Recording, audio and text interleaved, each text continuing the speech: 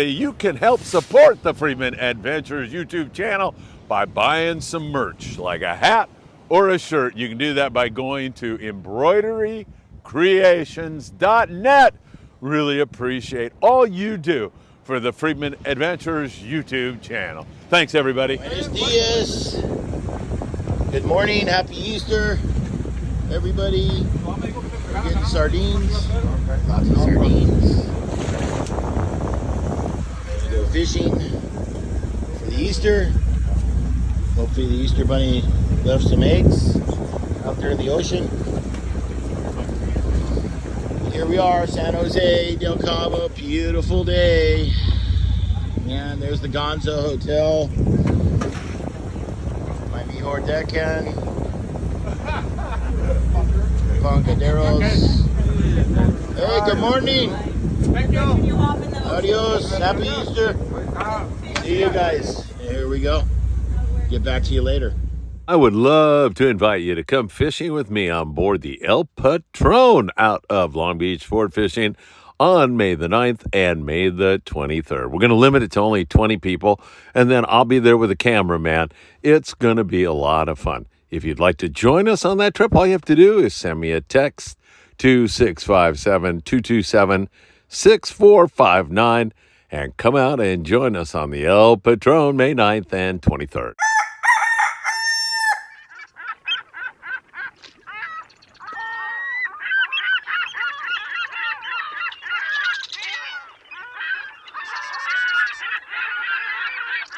Hey, good Monday morning, my dear friends, and welcome to beautiful Surfside, California. I am actually taping right now here on Easter Sunday afternoon because tomorrow morning I'm going to be driving to Ventura Sport Fishing to jump on board the Island Spirit. So I wanted to give you a last look here at the beautiful Eastern Pacific. It's a little bit windy, and believe me, I'm ready to run and grab the camera should a big gust of wind hit us again here today like it did just the other day. Well, rockfish season is finally here, and the weather is starting to come down. It looks like it's going to be a pretty nice week, and that means not only rockfish, but it also means we'll get some boats looking offshore for the bluefin tuna again. We'll go back over some of those great scores that we saw here recently. I mean, they were really good fishing on big, great bluefin tuna. South of the border, we expect to see more progress down there. And of course, up here, maybe some halibut and white sea bass in our very near future. You know what time it is. It's time for the Monday morning briefing. Good morning, my friends. Oh, is that good? Is it ever good to be with you? I hope you had a wonderful Easter. It was a great Easter here in SoCal for so many of us, and we are truly blessed to live here and have the outdoor opportunities and the great family and friends in the Friedman Adventure family that we are surrounded with. Truly blessed. That's how I feel the day after Easter. And now I'm going to go spend some time with some of those family members on board the Island Spirit. And of course, Daniel Howdoway, who runs the boat, and their great crew.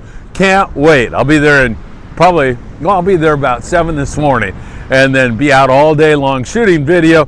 And if we can do any kind of live updates, we will. I don't know that I'll be able to get reception, but if I do, I definitely will be shooting some of that your way. Don't forget to hit that like button. We can deeply appreciate all your efforts to make us number one here in SoCal. Also, if you don't mind sharing these videos, subscribe to the Friedman Adventures YouTube channel and tick that bell. You'll be notified when there is new content. Of course, you can also follow us on Instagram, TikTok, Facebook, Apple Podcast, and Spotify every single day. We get you all updated with the very latest. All right, that crazy Sean Morgan down in Cabo San Lucas. You got to love that guy. He's always doing something, as you saw him on the lead-in. And we'll bounce you down 140 miles south of the border now to San Quintin, Baja California. It's only 140 miles, as I just mentioned, and there had been, previous to all this wind and weather, some really good yellowtail fishing down there, mostly on the yo-yo iron. That had been the way most of those fish were apprehended here recently. Once again, 60-pound. I like to fish. Well, some guys will fish 40. I like 60, a small, heavy jig, sink it deep, wind on it fast, and those forkies love to jump all over that iron. And man, when you get a bite, you just wind down as hard as you can. Just keep turning the handle till that fish pulls line against the drag, and then you own them. You've got them, and you can throw them on board. There's big bonita down there, and really good rock fishing. We'll come up a little bit closer and just mention Punta Colonet, which is 120 miles below the border. We've seen some signs of yellowtail life there, but it's been inconsistent. Hopefully we'll get some guys down there here shortly. The rock fishing there's been great. Vermilions, all kinds of links, all kinds of really great fishing. A little bit closer up the Baja Peninsula, Santo Tomas region, about 85 miles south of our border here, and we have seen flurries of barracuda, although it has been a while since we've seen the gar. We do, however, see those big bonita breezing around, breaking up the surface. You run over on those bird schools, and sometimes they're mixed with the jurel, the yellowtail. So a surface iron on that, a yo-yo iron, also can be very effective. There's been some nice scores down there on the big bonita and a handful of yellowtail down there. And continuing up the Baja coast, lots of rockfish, lingcod, and that. Continuing up the Baja coast, we also have seen, there goes my camera. I'm ready for you this time. Don't you dare. Also, we have seen up there in the Ensenada area some yellowtail, bonito, and occasional halibut up there in that neck of the woods, and good rock fishing. Along that rugged Punta Banda area and south of there, there's some really great calico bass fishing going on. And don't let me forget to mention that we did have a bluefin tuna here a few days ago out of blackfin sport fishing. Previous to all this wind and crazy weather, we had a bluefin tuna. So the pongueros in Ensenada are all fired up right now. They are ready to go. Like our dear friend Foca over there at Botes Juanitos in the Malecon, he is ready to go and hit that bluefin tuna. His last trip, he had 6 big bonita, tons of rockfish to go along with it. Couldn't find a yellow, couldn't find a bluefin tuna, but he'll be working hard at it again. Let's talk about the bluefin tuna situation out of San Diego. We have been just trying to kind of sneak in and out of these storms, and every time we get halfway decent conditions, we come up with some really good scores, no question about it. 43 bluefin tuna on a 2-day trip on the Polaris Supreme. We heard from a lot of people who were on that trip and our Friedman Adventure family, friends, and fanatics, and they told me, first of all, the crew on the Polaris Supreme, outstanding, and the fishing was outstanding. Like I say, it's that long-range style fishing in day-and-a-half range of San Diego. They had 43 bluefin tuna, 35 of which were between 100 and 190 pounds. That is beautiful grade bluefin tuna. Over on the Pacific Dawn at a Fisherman's Landing in San Diego, they ended up catching 18 bluefin tuna for 16 anglers, and they were all over the 100-pound mark. And on the Tribute, they only had 7 fish, but they were all the big ones. And believe me, the Tribute's been conking them all season long. They missed this time, but that happens to the best of them. Happens to us all. I guarantee you the next trip Pritchard's out, he's going to put a thumping on those bluefin tuna. So once again, big fish and pretty good amount of them for most of the boats. In fact, a really good amount. Let us not get spoiled on how truly good this bite is. And of course, we're going to be out on the Independence here. We're leaving Thursday morning. 5 days we're going to get of this. We get a weather day. We've got another day to make up for it. Our first night, in terms of the weather forecast, looks great. And we've already been notified by Captain Brian Pfeiffer, hey, boys, I want to get out of here at 8 a.m. Let's go. Come on. Get down to the docks early. Let's get checked in. Let's get on the rig. And let's point the mighty Independence toward the bluefin tuna grounds and get out there early. So we are fishing as the sun is setting, and I love that kind of hustle. I love that kind of enthusiasm. It's going to be so much fun. I'll remind you all that I'll be coming to you live from the Independence with constant updates. I'll be letting you know what kind of tackle you're going to need to use, if there's any changes, how the bluefin bite is going. I'll have that also. Make sure you are checking throughout the day, and that's why you want to tick that bell that I tell you about up front. If there's new content, you'll be notified about it. So again, that's going to be a lot of fun for us and a lot of fun for you too, because you can live vicariously through those reports. Fishing vicariously. What's wrong with that? If you can't be out on the water, you should be talking about fishing or listening about fishing, and I'll be bringing you video and also some audio from the boat. We'll keep you in touch with all the very latest. Don't forget, it's tax season. Windy down here this afternoon. And that means a best income tax with our friend Tim Marquez, who is on the Independent Strip. That's going to be a lot of fun. Tim, can't wait to see you there. Remember, if you have back tax problems or you're just trying to get this year all finished up, give Tim Marquez a call at A Best Income Tax. And if you have heating and air conditioning needs, there's nobody better to call than my dear friend John Lopez. John will take care of all your heating and or air conditioning needs. He's a great guy and will take really good care of you. That's John Lopez at Efficient Heating and Air Conditioning. So really good sign on that bluefin tuna. Now daytime bite on that BFT has been what we refer to as a plunker bite. Maybe one fish going, maybe two, maybe three going. Everybody else is watching. You've really got to be changing your bait regularly, and you've got to be doing everything right. Sinker rigs were getting bit with an 8-ounce sinker and fishing 80-pound fluorocarbon. On the fly line baits, you want to drop down to 60-pound, and in either case, you're taking your time and choosing a really good hot bait. The best bite, however, was at night. No question about it. Bigger fish, more of them. You've got to drop when the captain tells you to drop. You drop immediately. You drop exactly to the depth that he is telling you to drop to, and you'll be in the game. Fishing 100 to 130 pound spectra, 200 pound leader material, and 300 to 400, even a little heavier, gram jigs seem to be best of all. Those were really working well, so keep that in mind. By the way, I'm still on our Plan B microphone, so if it sounds a little funky to you, I do apologize. We'll get back to our good gear. I've ordered it, just waiting for it all to arrive. Gotta have it before we board the Independence. So really good stuff on that San Diego bluefin tuna bite. All we need is some decent weather, and it's perfectly obvious we're going to get back to some catching here very, very soon. All right, we come across the border, and let me just generally say what had gone on in the past, because it's a whole new ball game today with the Rockfish being open in SoCal. We were picking at the whitefish and the sheephead, occasional halibut. There was some wintertime bass, calico and sand bass from San Diego all the way up to the Channel Islands. A lot of that focus now will turn to rockfish because they are so colorful. Well, not that that's a big deal, but they're colorful and great eating, and they are voluminous in most cases. You can take quite a few of them and load up, and man, there's nothing better than a fish taco with fresh rockfish from SoCal or Northern Baja for that matter. It is absolutely delicious. Such great fish, and you need to eat it within a day of catching it if you can.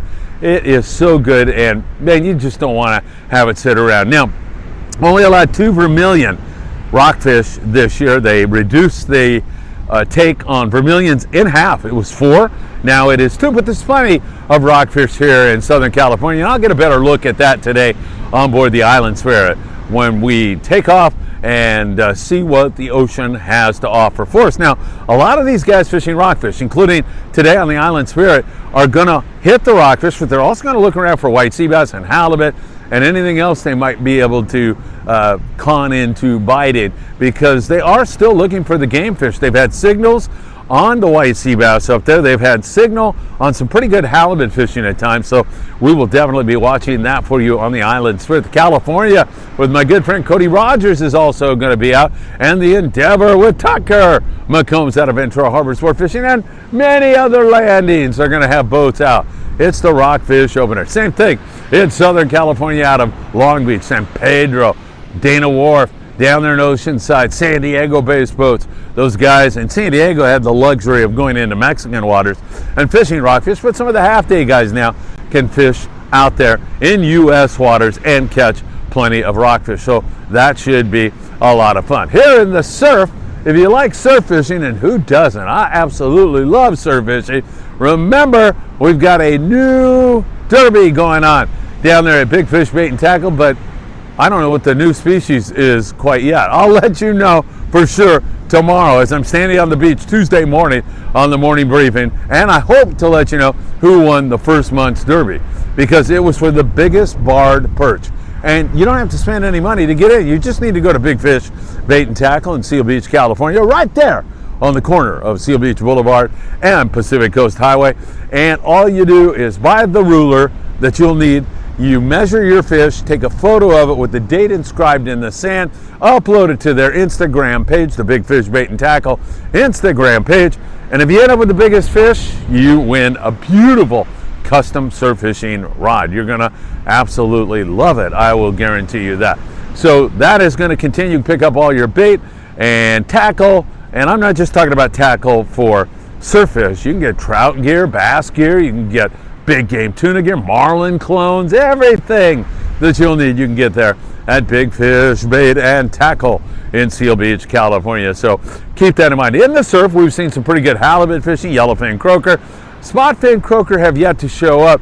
There's some Vietnamese fishermen who fish this beach right here, and they are so on it. They know exactly what they're doing. I see them here. Man, I know the spotfin bite is on. And I saw them and talked to them the other day, and they didn't even have their fishing rods. They were looking for sandworms because they know very well that when we have grunion runs, and we've had a couple already this year, grunion lay their eggs, sandworms feed on the eggs, and spotfin croaker love to eat sandworms. It's just all part of the food chain.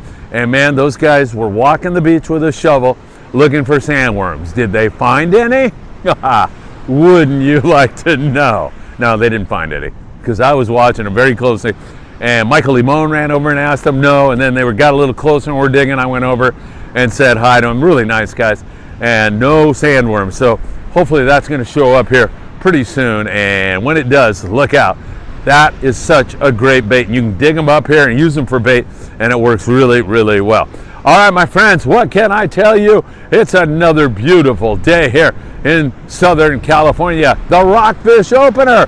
I'll be on board the Island Spirit. I can't wait to do that. And Tuesday night, we're not quite sure about Sam over there at Island Fishing Tackle.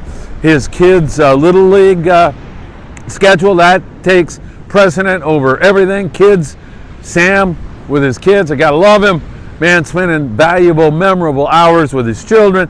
But if the kids have practice on another day, we'll have tackle shop confessions for you Tuesday night before I take off. And Sam and I are talking about doing a couple of live interviews from the Independence, where I will hook up remotely with Sam, and then him and I will chat, and we'll be able to be live and tell you how things are going on board the Independence. I mean, what could be better than that? That would be a lot of fun. All right, my friends, again, I send you Easter blessings. I know it was yesterday, but I send you Easter blessings. I am so grateful for you.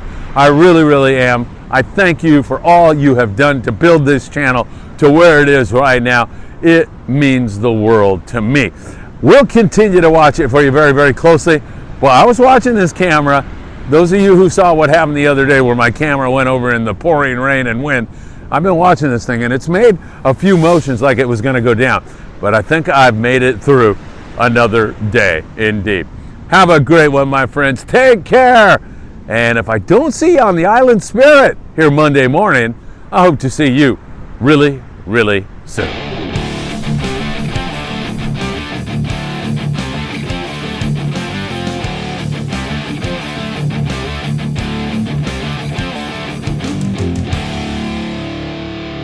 Just a reminder, everybody, you can help support the Friedman Adventures YouTube channel by buying some merch, like a hat or a shirt. You can do that by going to embroiderycreations.net. Really appreciate all you do for the Friedman Adventures YouTube channel. Thanks, everybody.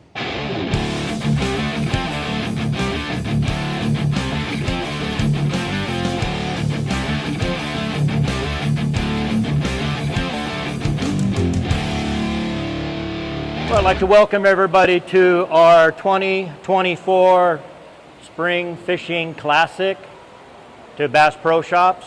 My name is John, and I'm going to be hosting today your seminar on slow pitch fishing, which is a saltwater fishing method that is relatively new to us on our West Coast. Basically what this new method is, it come around about maybe 20 years ago, and it started in Japan. And the reason why it started in Japan with just a small handful of anglers is that the fishery in Japan is so extensively overfished and overworked by the commercial fleets that they needed a new way of, not competing, but able to catch fish, as the little private angler or the sportsman going out and catching his catch for the day. They're finding out was very difficult. So there was a group of gentlemen in Japan that developed this method of deep water, slow pitch fishing, and they were catching fish that typically were not being caught before. In fact, species of fish that really had never been caught on rod and reel prior to that. Well, it started there and they developed it, fine-tuned it, and the technique is today called slow pitch. Slow pitch fishing did make its way to the United States, but it really took off on the East Coast. On down from the Carolinas, down into the Bahamas and so on, and catching all of the bottom feeding fish, as well as, some other fish that are migratory, their blackfin tuna and their dolphin fish and so on. Just in the last 5 years, it's actually worked its way to the West Coast. So we're finding ourselves experimenting with this method here locally and producing some very good catches, doing very well with it. Not that we're catching fish we've never caught before, but finding that if we're fishing bait fish versus the slow pitch jig method, the slow pitch jig method is actually producing more catch than the bait fish. And the reason why is we're simulating a bait fish, but not a fleeing bait fish, which stimulates a reactionary chase, but we're simulating a wounded or dying bait fish, which actually is an easy catch for most every bottom feeding fish and pretty much any fish that's in our waters locally. So of course, fish being opportunistic, not wanting to exceed much effort to catch their food, are definitely going to go after the wounded or the dying or the dead bait fish. So with that being said, it's out here on the West Coast and we're learning it. The tackle has evolved to meet those requirements. And so we're going to talk next about the rods. The rods are quite unique in their style.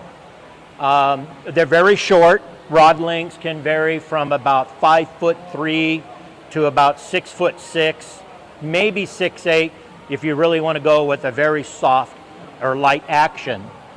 This particular rod here is made by Star Rods, which is a brand that we sell here at Bass Pro. And this one has got a weight rating of 150 to 400 grams. Now that's the thing with these rods, is that they're not based on line weight. All right, they're based on the jig weight and in the grams.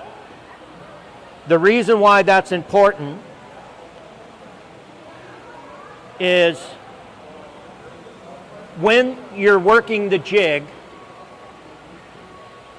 and it's out there and you drop it down, you're going to raise the rod and that's going to lift the jig.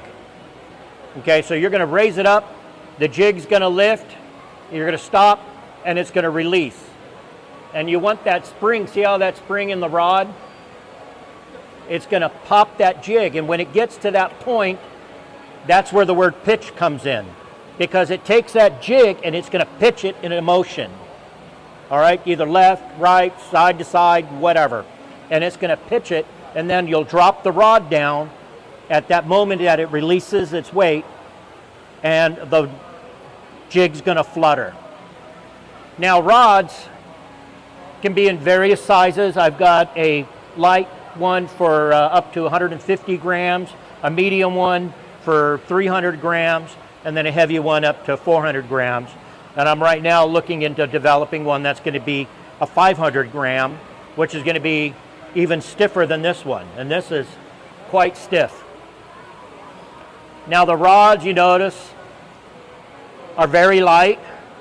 They have a trigger grip. This one here, I added that on, and I'll talk about that later. There's no Hypalon foam or EV foam on here. And what's the reason for that is we're gripping the rod with between your four fingers, and you're putting your thumb on the spool, okay? And you're going to be fishing it in this method. That's why there's no EV foam here. So you got direct contact to the rod. Another thing is that the guides are very tiny and very small, almost micro guides, like on a bass fishing outfit. And these, I don't know if you can see it, but see how they start at the top and they work their way to the bottom? Okay, so this is what they call an acid wrap or a spiral wrap. And by doing that, it allows the line to transfer to the bottom of the rod for multiple reasons. One of the main reasons is that it doesn't allow the line to ever hit the blank, the blank itself, because now as it's flexing, it's going to the side here in the area where it's going to be worked the most. Another feature about it is that when you bring that rod down, sometimes that line is going to still float in the air and then come down. If the line was to land on top of the rod, now it's able to just shed right off, like rain on the roof. Well, another feature about that is if you were to hook up, a lot of times the rods, when the guides are all the way on the top, the real ones that have a tendency to do side-to-side motion, okay, when you're reeling it in. Now, if you notice, if you fish conventional, that happens. If you fish spinning, it doesn't, does it? There's no movement at all in it. The reason why, the line's on the bottom of and it's pulling straight down, and it's not twisting the rod. So it works just like a spinning rod does. Any questions on the rod? Okay, now getting to the reel. The reels are quite unique and different in themselves. Look at the size of that handle and crank. That's done for power. The reason why, you're running a high gear, a 4.2 to 4.5 retrieval. Your retrieval rate is about 39 inches per crank. If you had a small handle, the cranking is limited. It's smaller, retrieval, but you also won't have as much power. The reels, this one happens to be a Accurate made here in the IE near us, and this one is a turn 2 500 narrow, and it's actually designated as a slow pitch reel, as is this Oshia jigger in a 1500 is a slow pitch, and this other Accurate is also a slow pitch. That doesn't mean you have to buy a slow pitch reel. You can use pretty much any smaller conventional reel as long as you've got a good retrieval rate, because that's what you want in order to work your jig in the water column. Quite light. They're usually all machined aluminum, and that's a big feature, that you want it to be light so you can work it and you're not going to be wearing yourself out, working a 2-pound fishing reel. This one happens to be a star drag. I prefer star drags over lever drags. I do have one lever drag reel that I fish with, but what I like about the star drag is that once I go into free spool, I drop the jig down, I keep my thumb on it, so it just regulates the speed as it travels down. It's consistent. If you let it go and just let it spin, you could get a backlash.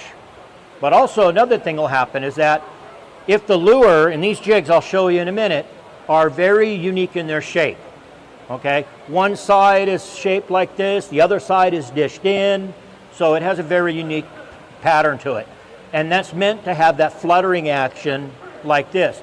If you find that you're dropping the jig down and all of a sudden your line's going fast, slow, your jig is fluttering.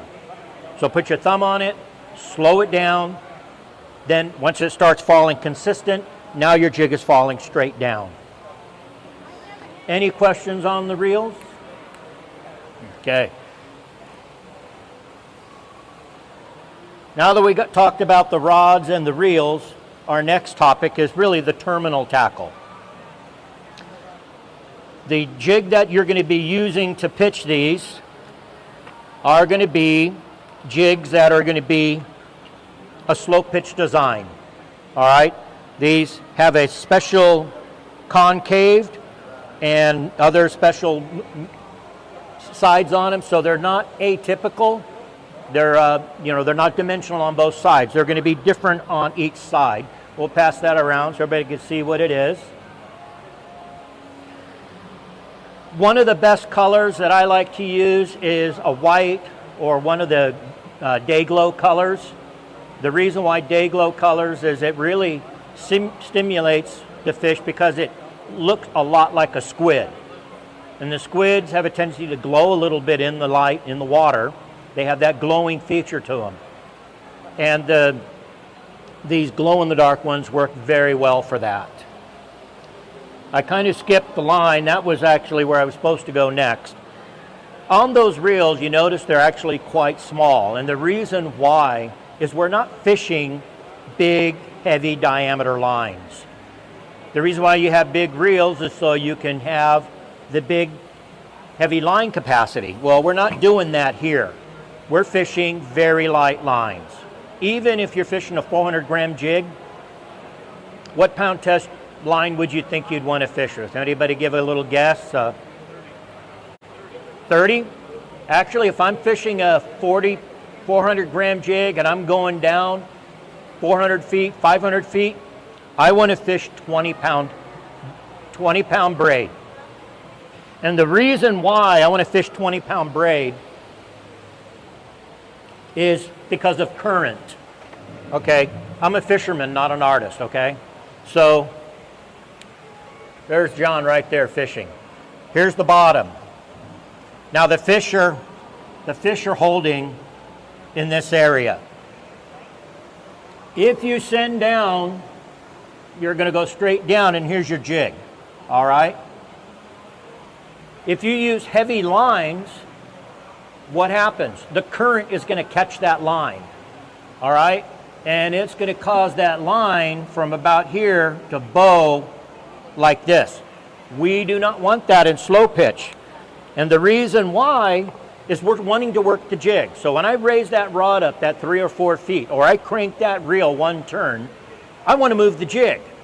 But if you've got scope in the line because of the current, you're not moving the jig, you're moving the line, but the jig is not going to move. So we want to eliminate this, and by doing that, we go with this very small diameter lines.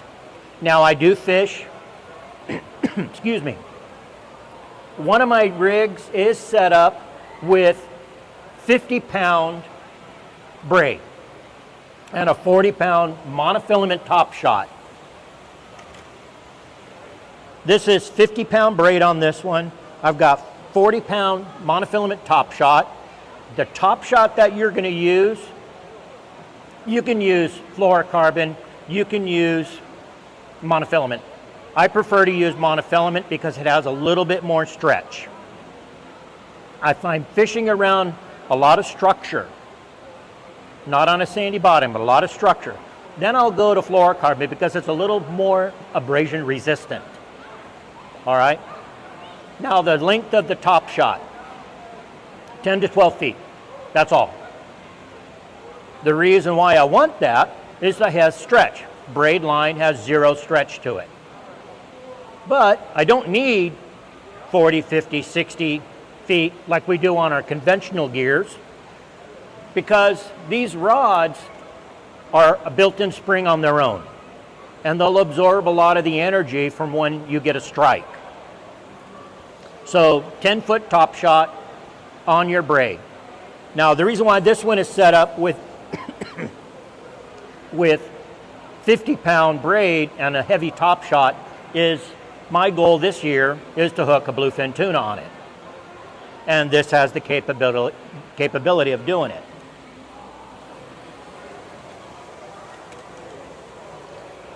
Other ones are set up with 20-pound braid and a 25-pound top shot. Okay? Leaders you don't need. You're tying directly to the top shot. Now, here's the problem. if you're running a 10 or 12 foot top shot, and every time you tie a jig on, what happens?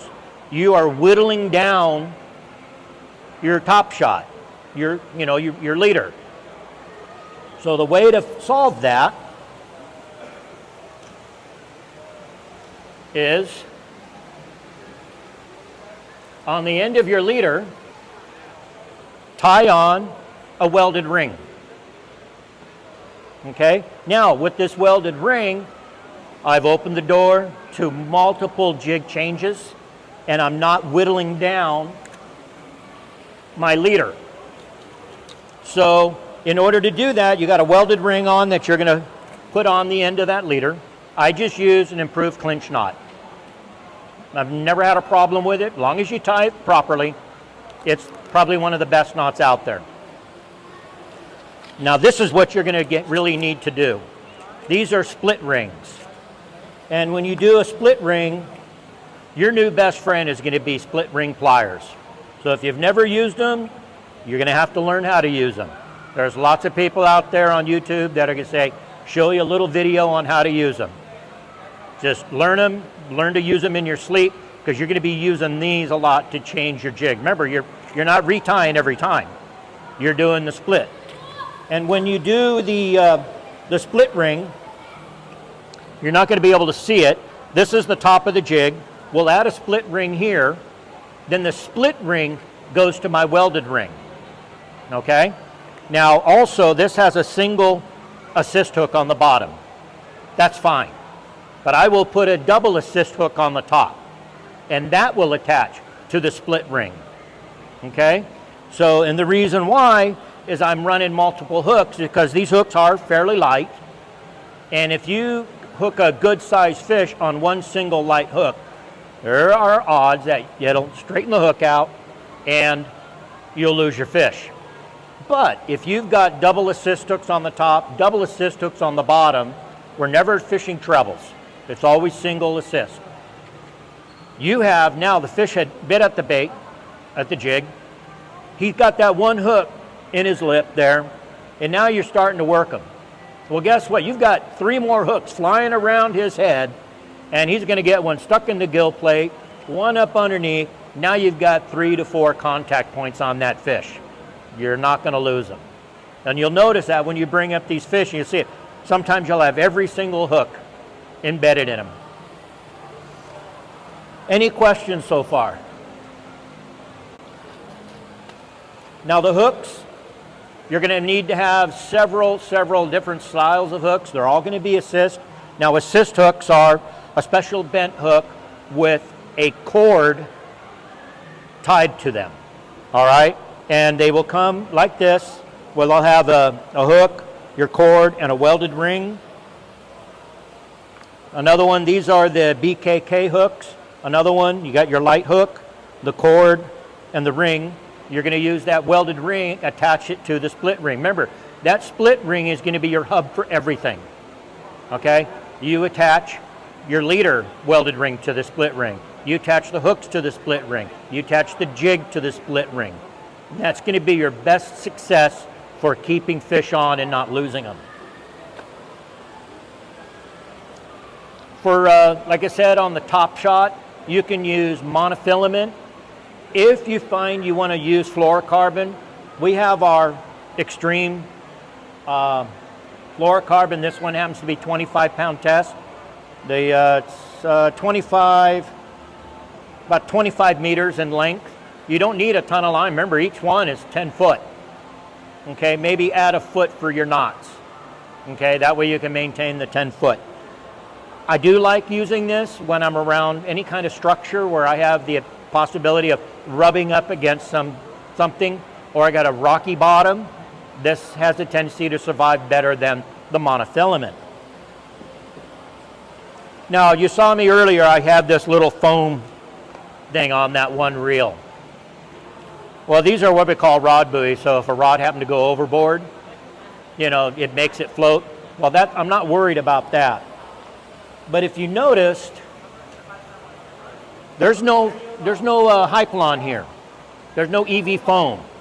And you put this on the rod holder in your boat, and it's just banging this all to pieces. So by putting this on, okay, by adding this on here, we're actually creating a cushion so it's protecting the graphite on the rod. And then just take it off when you start fishing. Also, these rods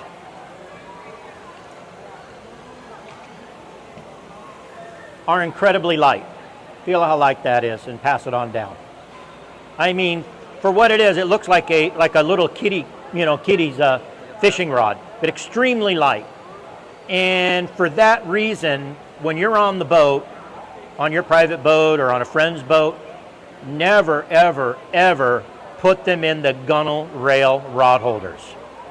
But guess what can happen? You hit that one rogue wave, and boom, there it goes. Hence the name rocket launcher. It just sent your rod flying right there, and old Davy Jones has got a new rig, compliments of you.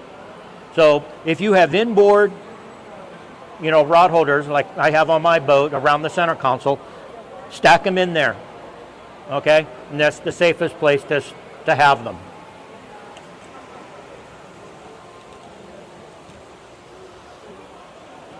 Another thing that you're going to find yourself needing is a good quality lure bag, jig bag, to hold all the jigs. You want it to store all of your jigs.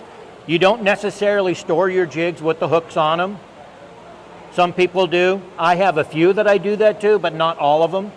I always have one that's got pouches in it, so I actually keep all my hooks in the pouch, and then as I'm getting ready for that day's of fishing, I'll actually add the assist hooks at that time.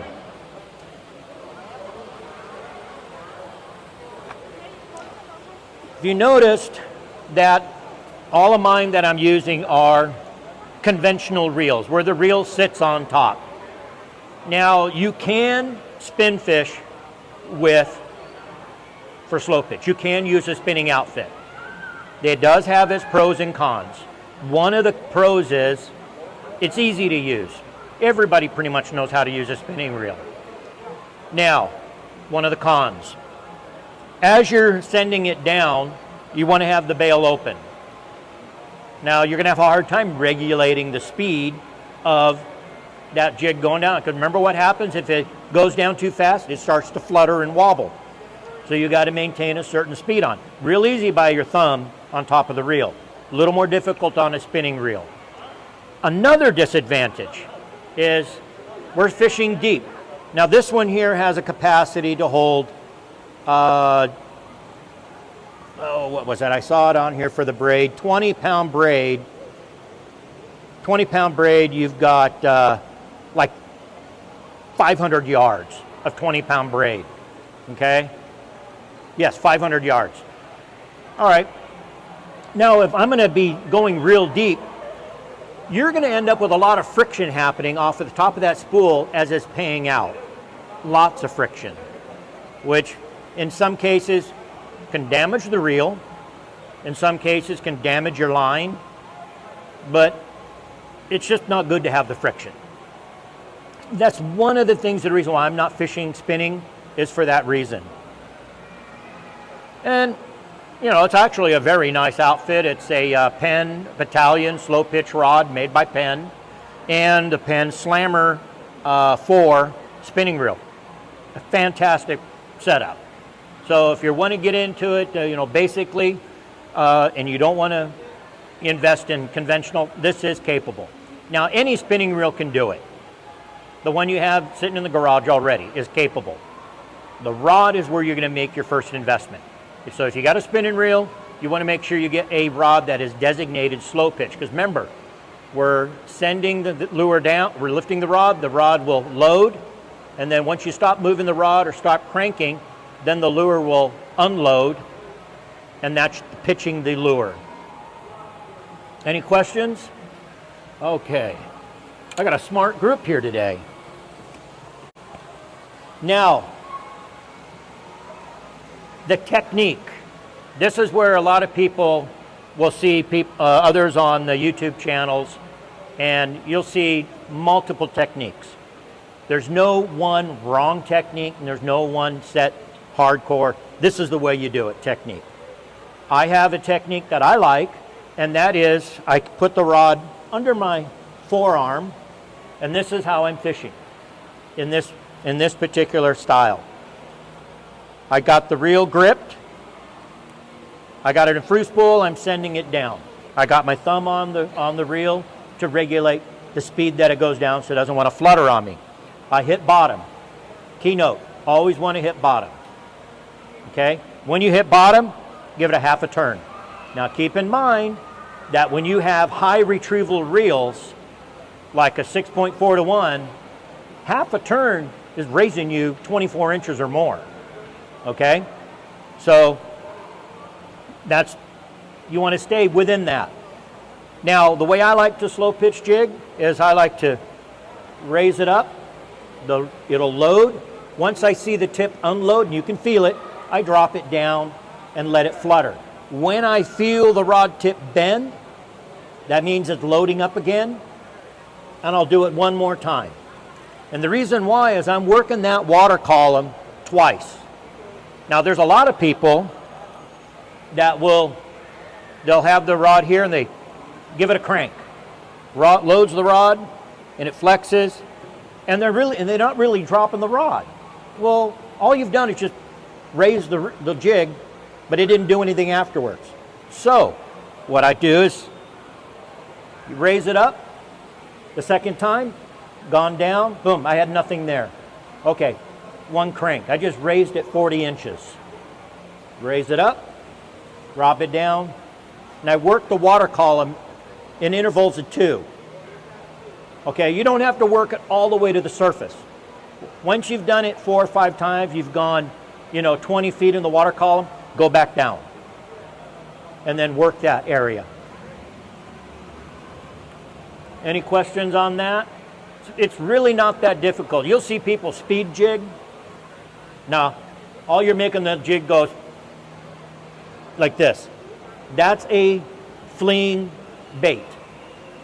Remember, we're trying to make that bait come alive by making it, come alive dead. Come alive dead. And we're wanting to look like a dying or wounded bait fish that's going down like this. Halibut, love them. Sea bass, love them. That's why, I like to use the light colors because it simulates a squid. Now, I'm going to be honest with you. Can anybody name a fish that's out there that does not like squid? Every time I fish with squid, I practically caught everything. I don't think there's a fish out there that won't eat a squid.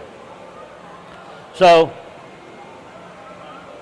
get to the bottom, raise it up. Once it loads and unloads, unload, drop it down. Let that jig flutter.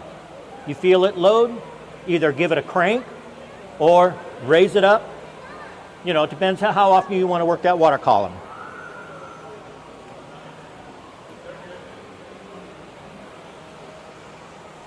Now, the type of fish that we can catch all kinds of fish.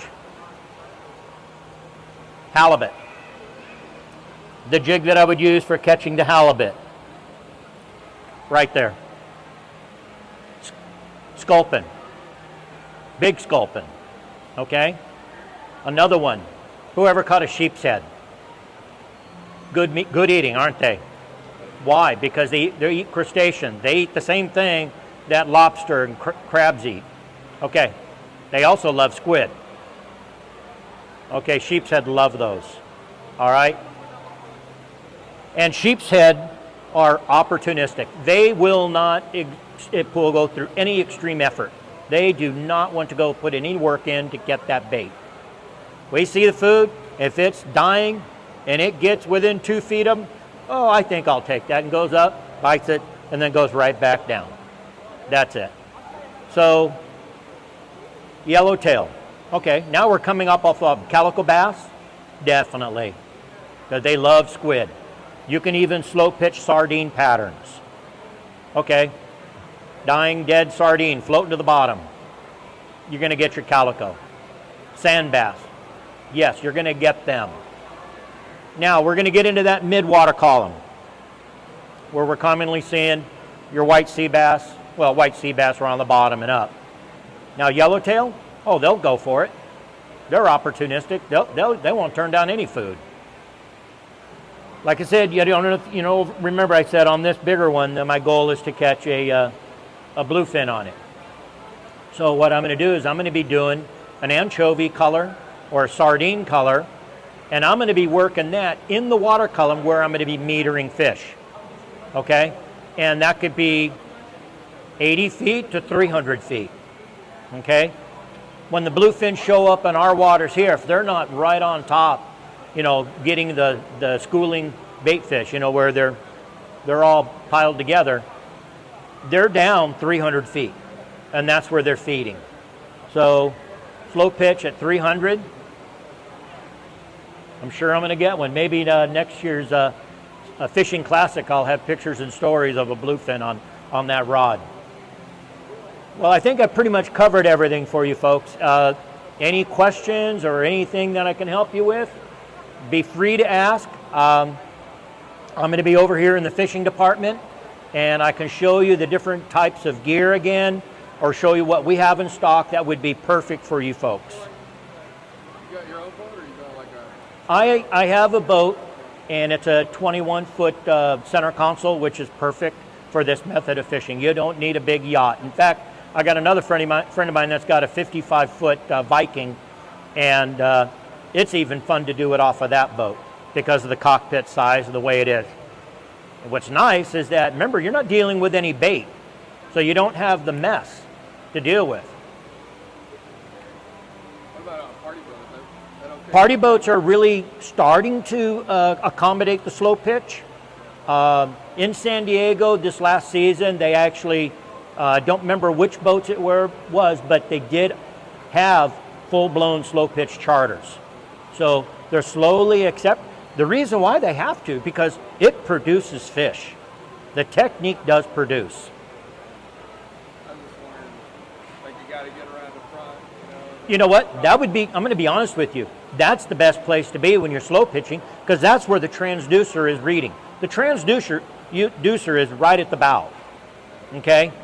It's not at the stern, because that's where all your turbulence is, and you're not going to get true reading. So it's forward on the bow. And you're going to go straight down. The only time it's beneficial to be at the stern is when they're chumming and they're throwing bait, and that's bringing the fish up to that corner. That's where you should start. Yeah, but if you want a slow pitch or bottom fish, the bow is always the best. Any other questions? All right, once again, my name is John. I'm in the fishing department here at Bass Pro Shop, and I'd be more than happy to answer any questions or any technical information that you folks have. Usually they're telling you to get a rail rod. That's a shorter rod. I mean, can you get around the anchor and then get around the top? That would be a tough one. You'd have no problem at the back of the boat, but to work around the anchor rope or anything like that, yeah, that would be tough. All righty? Thank you very much, folks.